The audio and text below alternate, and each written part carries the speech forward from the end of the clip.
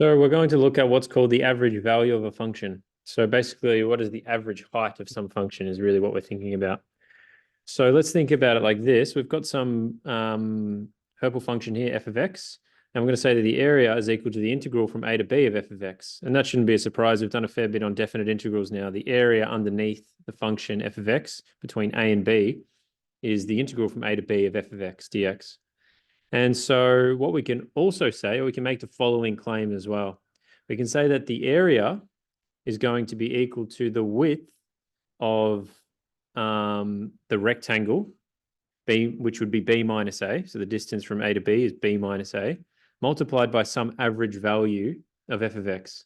So basically, we're just making the claim that there's some value of f of x, which happens to be at this line here, that would give us the same area as the area underneath the curve f of x if we multiply by the width of that rectangle.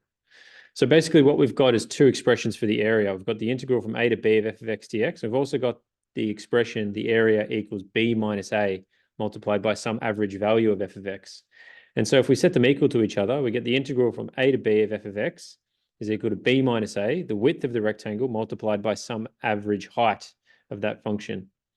And so what we can do is we can just rearrange this equation for the average value of f of x. So if you just divide both sides by b minus a, you get that the average value of f of x is 1 over b minus a multiplied by the integral from a to b of f of x. So yeah, that is the formula that you need to be aware of for the average value of a function. Now, not to be confused with the average rate of change of a function, which is common, a mistake for people to make. This is sort of finding the average height of a function. So let me show you that this works. Let's look at this purple area.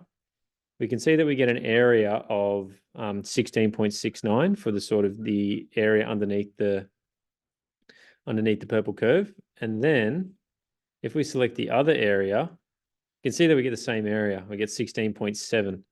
So it so happens, yeah, that this value here, whatever the height of this rectangle is the average value of this function f of x, and it gives the same area as taking the integral of the actual function from a to b.